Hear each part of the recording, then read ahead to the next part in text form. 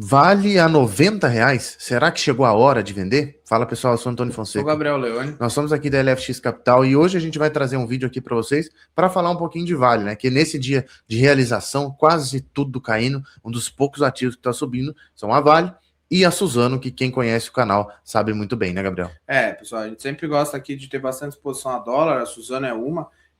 Temos gostado bastante também da Vale e a gente vai fazer alguns estudos aqui com vocês e mostrar que, assim, a turma tá falando que a Vale tá cara e a gente discorda, não tá aquela barateza toda, mas também não tá cara, não. Não é, assim, vender por quê? Porque subiu? Não faz sentido. Mas vamos estudar aqui um pouquinho, mas antes, vamos voltar ali no passado e pegar algumas notícias de agora também da Vale, e para a gente elucidar um pouco isso, tá? Ó, pessoal, a Vale divide analistas após rally em momento de otimismo ou cautela, né? Então, ali os bancos têm, quem lê só relatório de banco e não faz a própria análise, os bancos acabam jogando assim, vai para R$ 70, aí bate 70, ele joga para 80, de 80 ele joga para 90, daqui a pouco ele joga para 100 e pouco e assim vai. Lá atrás, quando o minério de ferro estava $200, vai ressaltar, hoje está 110, a Vale estava ali R$ 120, tá? Então a gente acha que a Vale hoje, gente, está $110 e está 90, né, Antônio? Então a pergunta que fica é para onde que vai se o minério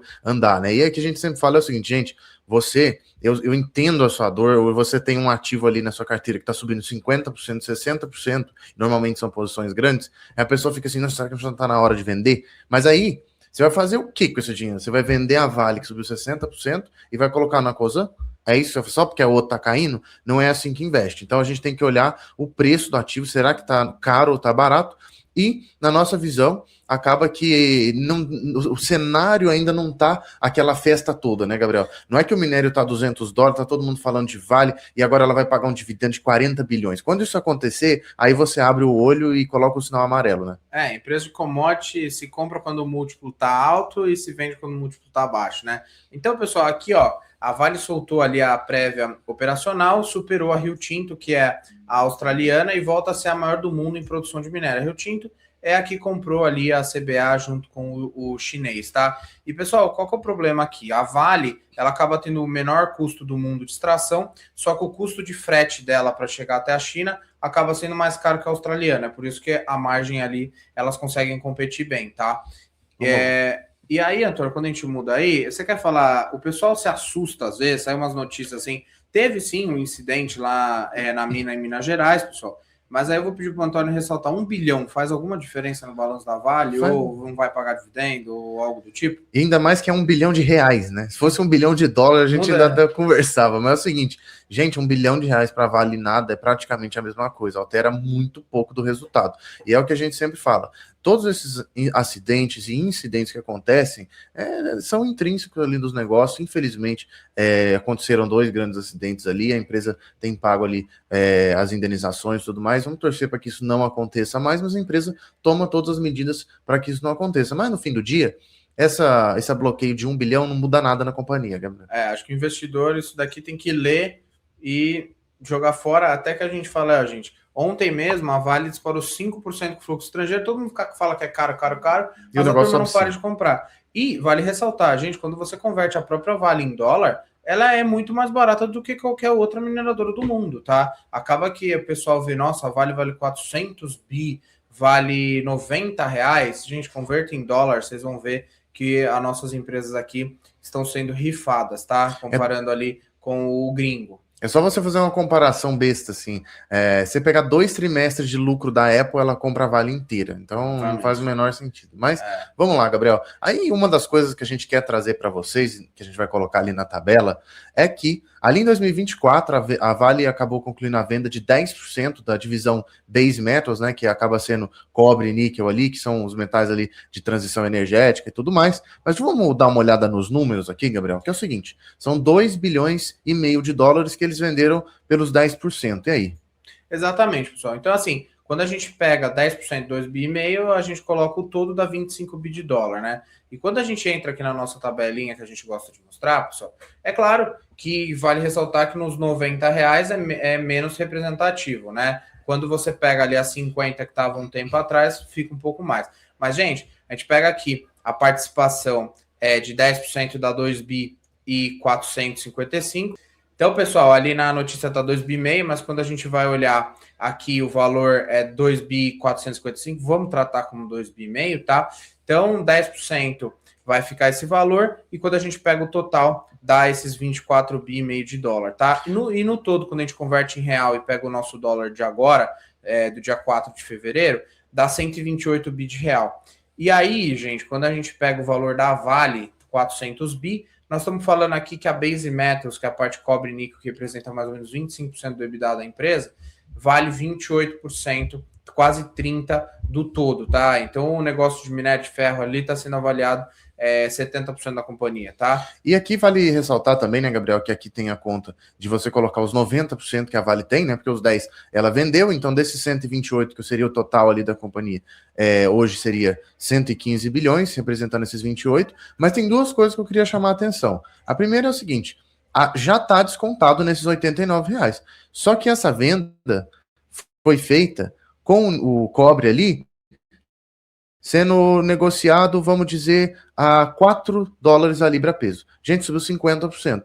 Então, o valuation dessa empresa tem que mudar. Mas vamos tratar como se não tivesse mudado?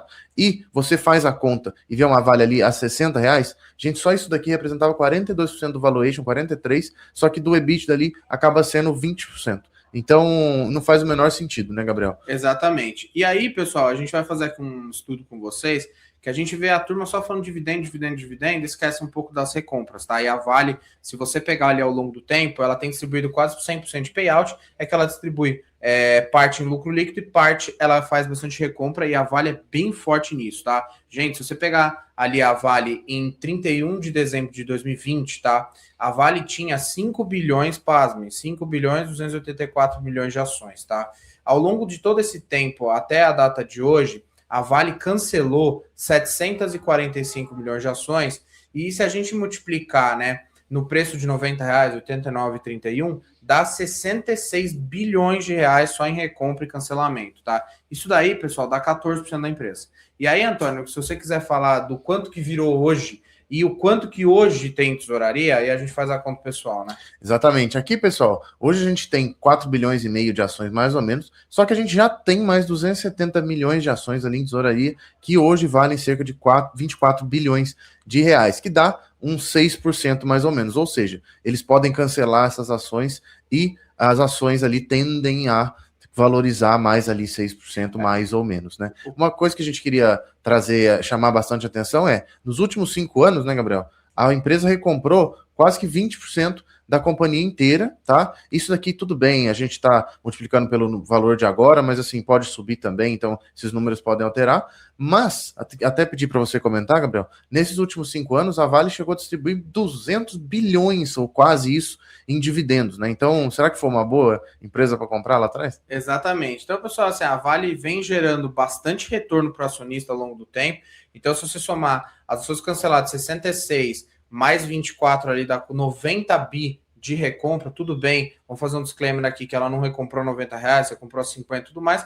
Mas uma mera conta de padeiro aqui, se a gente somar 100 bi de recompra mais 200 bi de dividendo, foi 300 bi. É praticamente o valor da Vale inteiro ela devolveu para o acionista ao longo desses 5 anos, tá? E também, gente, é o seguinte, essas 270 milhões de ações aí, caso elas sejam canceladas, a Vale tem que subir, para vocês entenderem, tem que subir 6% para ficar no 0 a 0 e valer a mesma coisa, tá? Então, qual que é a malícia aqui do programa de recompra? A Vale vai fazendo esse programa de recompra e a cada dividendo que ela solta, o dividendo nominal, se o lucro da empresa for constante, acaba que o dividendo nominal cresce, e aí o acionista vai ganhando cada vez mais participação. E aí tem aqueles casos que o governo, às vezes, quer interferir na Vale, mas a gente já viu que o governo não conseguiu, tá um pouco de fora, tem ali indicação de conselheiro e tudo mais, mas a gente segue bem convicto na companhia, é uma das melhores empresas do nosso país, então ali vender por vender Faz sentido. não faz sentido nenhum. E queria puxar aqui para o pessoal o seguinte, pessoal, vocês têm que fazer conta, refletir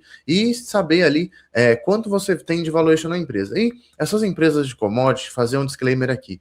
Quando você entra naqueles sites ali de múltiplos e tudo mais, e acha que a empresa é muito barata, normalmente ela já está no preço. Porque o lucro veio muito alto e ela está pouquíssimas vezes o lucro. É o contrário. É o contrário. E quando o negócio do múltiplo está super esticado, normalmente é um bom momento para comprar. Então tomem muito cuidado, tá? Estudem os seus ativos e empresa de commodity, Gabriel, compra quando todo mundo está achando que o mundo vai acabar, que a China não vai mais comprar minério de ferro. Eu lembro dessa discurso, dessa narrativa, a Vale estava 48, agora está 88 e ninguém mais fala disso. Então é isso que a gente tem que fazer e ser anticíclico, né? Então, quando o negócio está ruim, você compra. Na hora que o mundo tiver um céu de brigadeiro, o minério de ferro for para $200, a China estiver bombando, aí você começa a desconfiar. Não é nem que vai para vender, mas desconfia, né? Exatamente. E aí, pessoal, até aqui eu vou pedir para vocês se inscreverem no canal, deixar o like aqui, convidar vocês para Pregão Antibesta às 19 horas todo domingo e terça-feira, beleza?